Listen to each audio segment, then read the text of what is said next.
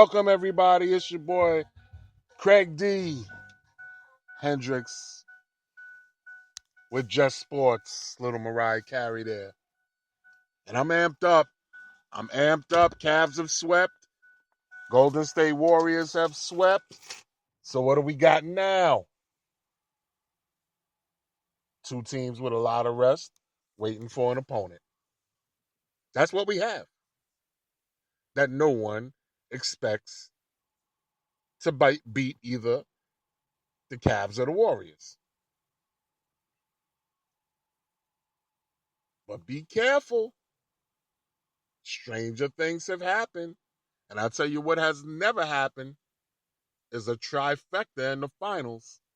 Two teams going against each other 3 straight times has never happened. Now, whoever gets out of the East, Boston or the Wizards, I don't think they can beat the Cavs. But be careful in the West. I keep telling y'all, Kawhi Leonard is a beast. And James Harden is having him an MVP caliber season as well. Be careful in the West. Now, of course, with KD just being KD as he closed out the series against the Utah Jazz, who got it, bigged them up, by the way. They had a good season. But I agree with everybody else. I don't think either one of those two teams are losing.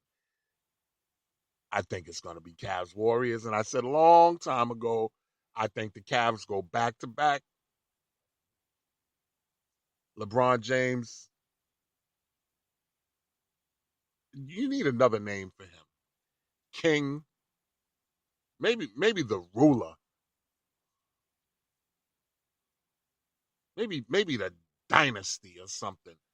Because I'm telling you, this guy's game is crazy, man. He made shots in that game 3 and game 4.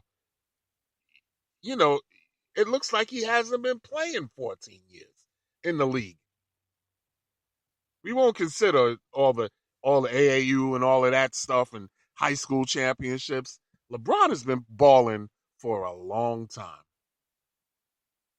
And he's healthier than just about everyone else.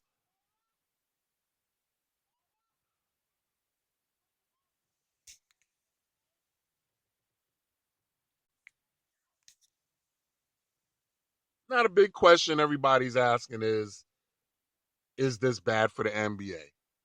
Yes, it's bad because when you don't get game 6 and 7 and all of that stuff, owners aren't getting the money they want to get and they're paying out some big salaries. But is it bad for me, the fan? Nope. It's just not. I like it this way. I mean, don't get me wrong. I love a good game 7.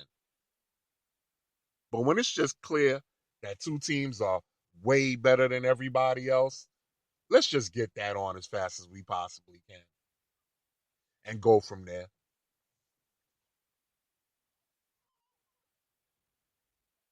And a name that hasn't been talked about a lot is Steph Curry.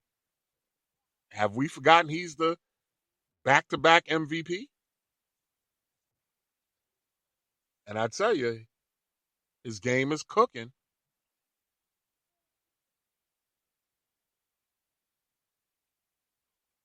His game is cooking. The handles on Steph Curry is looking kind of crazy.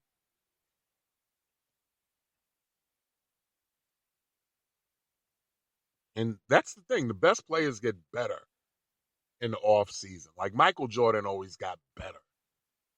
And that's the other question everybody's asking. Greatest of all time, is LeBron in the conversation? Look, Mike is the greatest I've ever seen. But LeBron ain't far off, man. He's not far off. And all you haters of LeBron, why you hating, I don't know. He does so much for his community as a whole.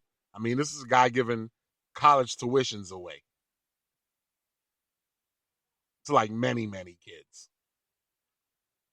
KD does a lot of stuff too. In fact, we need to highlight more of that stuff. I'm gonna do a show just on that, just on all the stuff that athletes do out there, because I think they get a bad rep. All it takes is one or two guys that get suspended or whatever the case may be.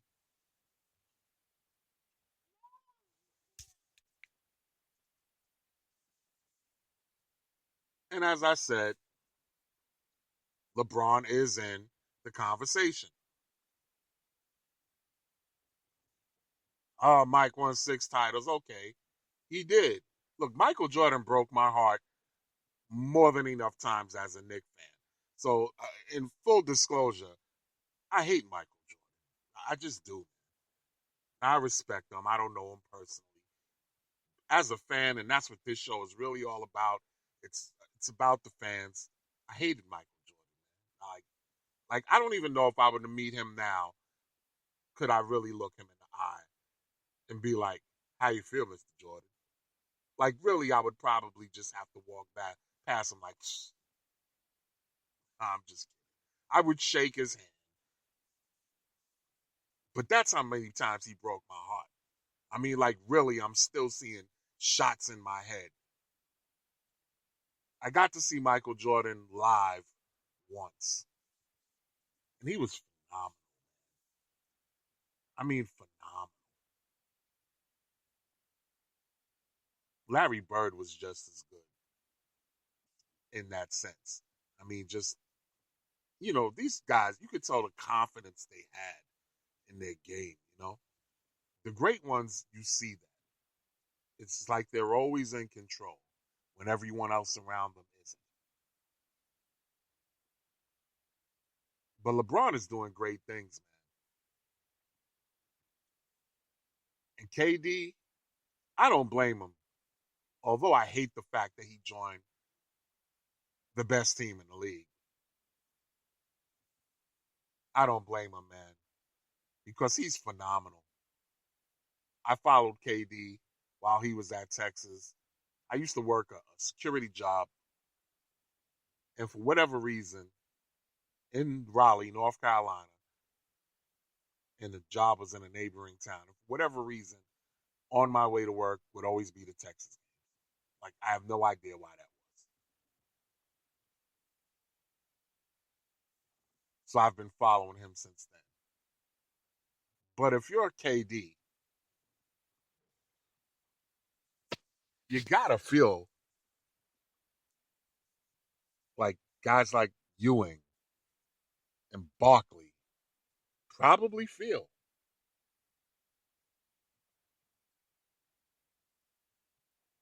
And I still say that's just a piss poor job out there in Oklahoma City. When you had James Harden, Russell Westbrook, and Kevin Durant on the same team, made it to the finals, and you couldn't keep that together, pay them all, man. Give them all max contracts. Load up the bench with whoever, and you'd have that title by now. Now you got Russell Westbrook and other players. That's the NBA. It's a star driven league. And you might say to yourself, oh, yeah, all sports are like that, Craig D. Not like the NBA. Baseball, you can have 25 guys who play hard and win a title and have kind of stars and not have any major star and win you a World Series. Hockey, pretty much the same thing. Usually there's maybe one star, the Alex Ovechkins, the Sidney Crosbys. But it's just a bunch of guys that work hard, play well, stars in their region.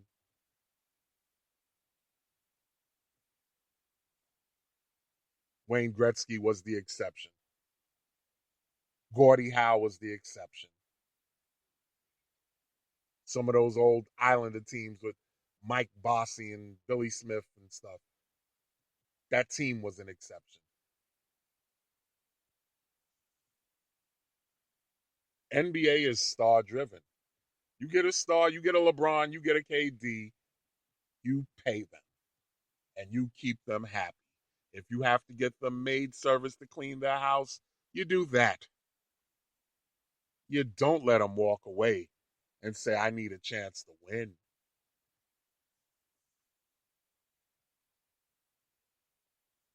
You don't do that.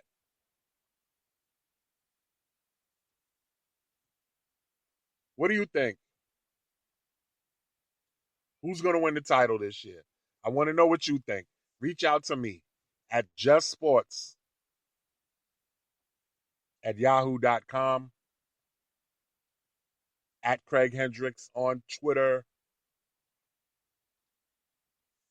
It's your boy Craig D in the place to be. And I'm so glad you're with me.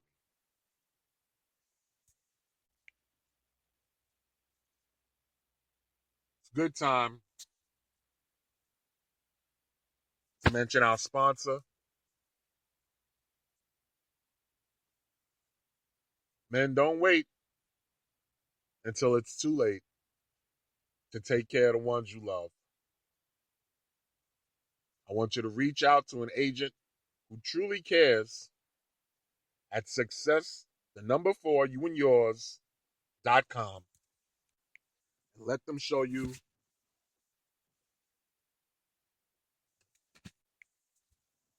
some of their products that you know you need, like mortgage protection, term life insurance.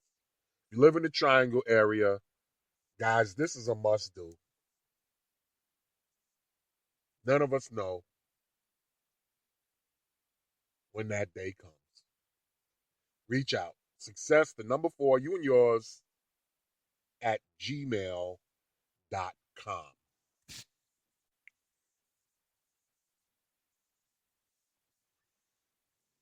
Now, another thing I want to get into is these post-game interviews. I love Draymond Green, man. On and off the court, man. The guy hustles, busts his tail on defense, and he'll tell you straight up what's on his mind. Doesn't bite his tongue. I love that, man. Being from the Bronx, New York, I mean, he handles that like a real New Yorker, even though he's not. He makes me feel like I'm back at home when he speaks. Pray tell, what are you referencing, Craig? Kelly Olynyk is a dirty player out of Draymond Green's mouth. Now, of all people to say this, Draymond Green is not the one. He's been known to give a kung fu kicker or two of his own. But I love it, man. I love it when guys blame the referees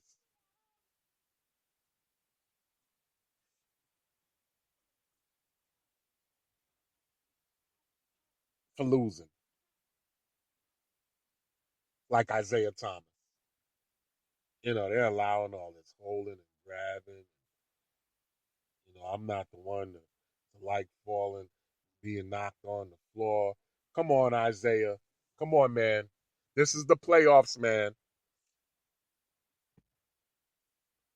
I don't want to be hard on Isaiah. He's a great player. But come on, man. As the guys in football say, come on, man.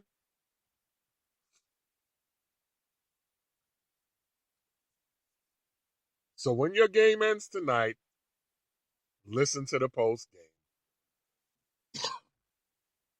That's all I got for today, folks. I need more time. We may be expanding this podcast to a little bit longer, opening up some phone lines soon. But call your local station. Tell them to listen to Craig D, Just Sports, on Spreaker.com. Tell your friends, listen to Just Sports. Say, give this guy a chance. He deserves a chance. Thanks for listening, y'all. Peace out. It's your boy. See you soon.